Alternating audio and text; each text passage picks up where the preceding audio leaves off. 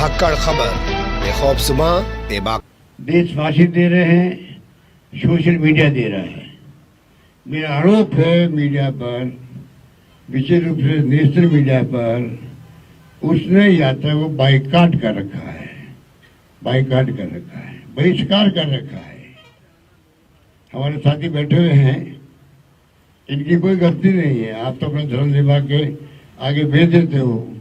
दबाव में है केंद्र के इनके नेता, क्या इनके मालिक लोग, इनके संपादक। मेरा आरोप है उनके ऊपर कि वो उन्होंने बाइकाट किया है, बहिष्कार किया है। इतनी बड़ी योजनाओं को क्या आप पूरे देश को नहीं दिखाओगे कि क्या कन्याकुमारी से रवाना हुई यात्रा और रास्ता में पहुंची है तो क्या गजब का जो सोशल मीडिया देखते हैं वो गर्व करते हैं कि किस प्रकार से लाखों लोग जुड़ रहे हैं। इसका मतलब क्या हुआ? इसका मतलब वो नेशनल मीडिया जो साथ नहीं दे रहा है उसको सामाजिक सरोकार से मतलब नहीं है जिसके लिए मीडिया बना है। चौथा स्तंभ है ये, इसकी वजूद है, इसका इम्पोर्टेंस है जो हम बचपन से देखते आए कि मीडिया जो है ये चौथा स्तंभ है देश का। तीन स्तंभ नहीं खाली डेमोक्रेसी के साथ में। और चौथा स्तंभ अपनी भूमिका निभाने पूरी तरह फेल हो गया है। राहुल गांधी की यात्रा को, क्या अडवाणी की यात्रा निकली थी तो पूरे देश की मीडिया ने उसको नहीं उठाया? किस यात्रा को नहीं उठाया? कोई मैदान में उतरता है तो मीडिया की ड्यूटी बनती है वो पब्लिक को बताए कि भाई ये आज घटना दुर्घटना हुई है। कोई एक्सीडेंट भी होता है तो आप लोग बताते हैं उसको। और ये एक सकारात्मक सोच है राहुल गांधी की, सकारात्मक फैसला है, सकारात्मक यात्रा है। कोई दुर्भावना नहीं है, किसी के प्रति कोई हिंसा नहीं है, कोई द्वेषता नहीं है। सबको गले लगा राहुल जी लगा रहे हैं, बूढ़े को भी, बच्चे को भी। आप बताइए मुझे इस देश को क्या चाहिए? अगर ऐसी यात्रा को आप नहीं दिखाओगे तो आप अपना कर्तव्य पूरा नहीं करोगे। कान खोल के सुन लीजिए, नेशनल मीडिया वाले भी और स्टेट मीडिया वाले भी, कान खोल के सुन लीजिए। इतिहास आपको माफ नहीं करेगा, इतिहास माफ नहीं करेगा आपको। क्या बात करते हो? मजाक बना रखी आप लोगों ने। आप बहिष्कार कर दिया, आपने बाइकआउट कर दिया। ये अलग बात है कि आप कम दिखाओ, ज्यादा दिखाओ, हमें ऐतराज नहीं है। ये तो दिखाओ कि यात्रा का रेस्पॉन्स क्या है। आपकी जुड़ी नहीं है क्या? आप नहीं कर रहे। मैं समझता हूं कि मेरी वाणी से, मेरे विचारों से आपकी हाईकमांड भी होती है, आपकी हाईकमांड भी होती है, आपकी भी ट्रांसफर पोस्टिंग होती है, मुझे मालूम है। आप भी घबरा जाते हो ट्रांसफर पोस्टिंग से, ट्रांसफर पोस्टिंग आप भी घबरा जाते हो। और तो और कोरोना के नाम पर 1,70,000, 50,000, 30,000 तनख्वाह हो जाती है, मुझे मालूम है। कोरोना खत्म हो जाता है तो तनख्वाह वापस रेस्टोर नहीं होती, मुझे मालूम है। इसलिए मालिक लोग मालिक ही हैं।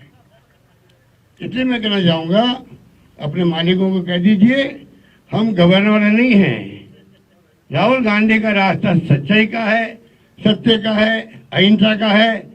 उसका कारवाई चल पड़ा है और आप खुद देखते हो राहुल जी जो विचार आ रहे हैं उसी रूप में सामने आ रहे, देश के सामने आ रहे हैं।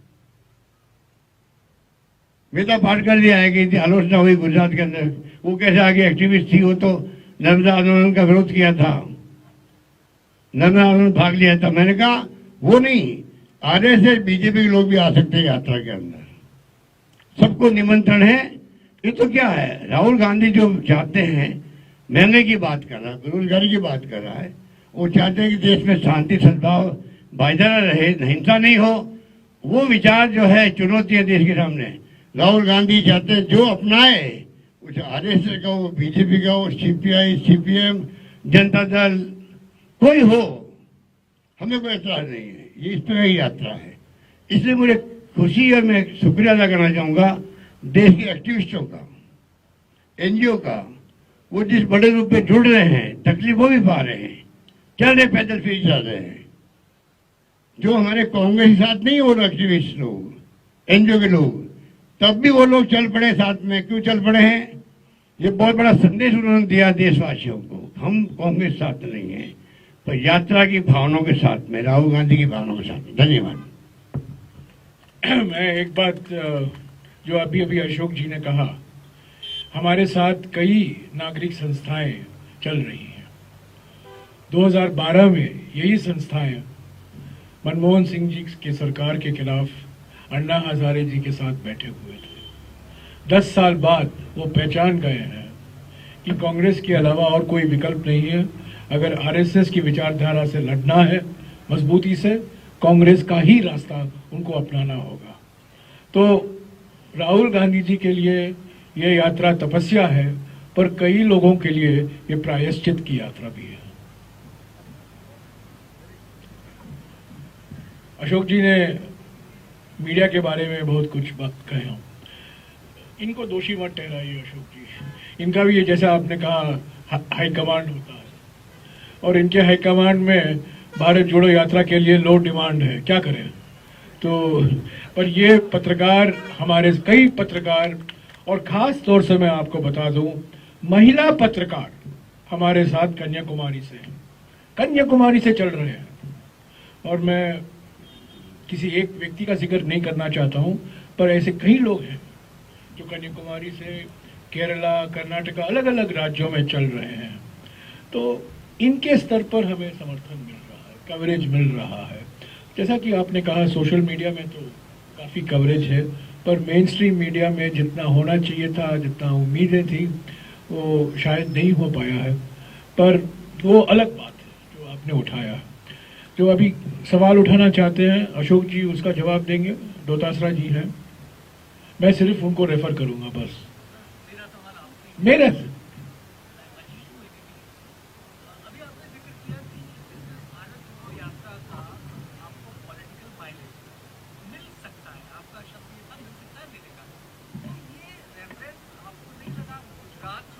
नहीं, नहीं, मैं आपको बता दूं, कन्याकुमारी यहाँ है, कश्मीर यहाँ है, हम यहाँ से यहाँ जा रहे हैं, हम यहाँ से यहाँ गुजरात, गुजरात से यहाँ हिमाचल, और हिमाचल से यहाँ कश्मीर नहीं जा सकते थे। ये सबसे सीधा रास्ता है, ज्योग्राफिकली और सिक्योरिटी के नज़रिए से ये सबसे सीधा रास्ता था, 2750 किलोमीटर का। अगर हम गुजरात जाते, अगर मान लीजिएगा, पहले तो मैं बता दूं, आज 7 सितंबर को आप शुरू करेंगे भारत जोड़ो यात्रा। आपकी 56 इंच की छाती भी हो सकती है, पर 100 दिन के अंदर आप गुजरात पहुंच नहीं पाओगे। 100 दिन लगे हैं, तब तक चुनाव हो गए हैं। एक नंबर 2, हमने देखा है महाराष्ट्र में, हम देख रहे हैं राजस्थान में, जब भारत जोड़ो यात्रा उस राज्य से निकलता है, सारा संगठन उसी में जुड़ जाता है, सारे कार्यकर्ता उसी में जुड़ जाते हैं।